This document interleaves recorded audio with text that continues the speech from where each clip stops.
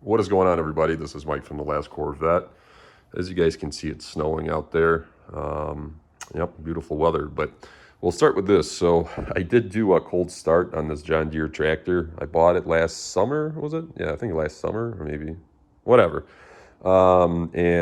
This thing is pretty amazing. It runs great, starts right up. I haven't even done anything with the battery. I serviced it, but the battery hasn't been on a trickle or anything like that tender, and fires right up. It is a brand new battery that I got from the auction, or with the tractor, I should say, but it was dead when I first got it, and then ever since it's been just kicking ass. But the C6, here's the current status. So I still need to obviously tidy up all the harnesses, all the wires, zip time, lay them into the valley between the valve cover and the intake manifold so everything looks good. Now, I got some O-rings. I'll explain why. And also, I got new fuel injector pigtails coming, or the locking tabs, or connectors. 3 out of the 8 broke. So you can actually, like this one, you can just pull it off the fuel injector itself. It's pretty common. You can only take them off and put them back on so many times. Another thing is age, and then obviously just the heat cycles dries the little puny tab, and then they break. Don't want to drive around like that because they will separate slightly from the fuel injector, from the engine torquing, and then you're going to be running on, or misfiring, or not running on all cylinders. Same thing with the map sensor here. This one is still engaged, but the tab is starting to break, and plus it's super tight. So the new map sensor connector comes with a longer pig, so I'm gonna leave myself another inch or so. So I have, once again, more slack. This purge line here for the evap, same thing. I'm getting a new one. It's like $7. The locking ring that keeps it in place from coming off, it was same thing. It wore out. I mean, it would lock in, but if I yank on it, it would come off. So that's being replaced. Here's the flex fuel sensor. Racetronics goes right and adapts. It's a flange compression style fitting by Racetronics. Very good company. I mean, they make all kinds of shit for fuel systems. And anyway, this is the firewall fuel line that runs all the way from that, we're going to want to talk about that tank. And from there, you connect your flex fuel sensor. This is a GM OEM sensor. And then from there, you use your braided OEM fuel line with locking tabs, and you're good to go. I still need to take this wire, input wire, and put it into pin 40 on my computer, which I'll do at a later date. That way everything works, and I'll verify it on the AEM gauge once I get a signal going to that. What else? So the O-rings.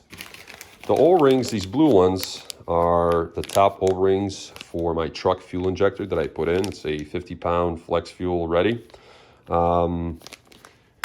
This fuel injector here, so the blue O-ring, so the way it works, let me kind of zoom in. This is your stock fuel rail cap. This is the ICT billet kit. So it's another add-on. It's a top hat, or adapter as they call it, top adapter. Right in between is that blue O-ring. Basically, the blue O-ring is the top of your fuel injector. That one is slightly pinched. It's not leaking, but I'm not taking any chances, especially with fuel. So I'm gonna pop this side off. And the way to do that is you just untorque the 4 mounting bolts, and then you lift up on whatever bank you want to work on. I'm gonna replace that O-ring, and from there, you're good to go. Now, the Fast 102 does come with O-rings, the bottom O-ring, so the O-ring that goes on the bottom of the fuel injector and goes into the intake manifold. I chose not to use those because the better fit was, that, believe it or not, the OEM stock O-rings that I removed from my stock fuel injectors. And I checked them all. They were in perfect shape, not pinched, not dry rotted, no distortion. So I'll keep an eye on that, but Fast does come with O-rings. They're just, to me, they're just too big of a OD, but whatever. And that's really it. So the wheels are coming Sunday. The black lug nuts are coming like next Wednesday. Same thing. This is not going to happen anytime soon. But the wheels, they are ZR1 style wheels, black. I am keeping the chromes because they're stock GM. They came with this vehicle, so I'm not going to sell them, or I don't intend to sell them. But yeah, so slowly getting there. Still a lot to do.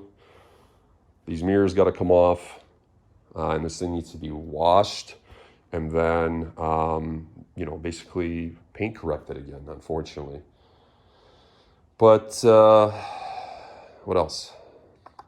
I think that's about it for now, guys. Once I start kind of progressing with getting everything nice and neat and putting all the wires away, I'll make another video. While on this whole flex fuel, so the way the flex fuel connects is, besides the fuel connection, is you got the main plug, and then you have a adapter, and what that adapter does is takes your nearest coil. So like, let's say for this one, I'm using this one, the back one. And what that does is there's a splitter, like a male to female, and you connect it to your nearest coil pack. So that way it gets a firing order signal. But and then you got to run, like I said, input wire to your computer. But overall, it's all plug and play. They make them all plug and play now. And that is it for now. I'll talk to you guys later.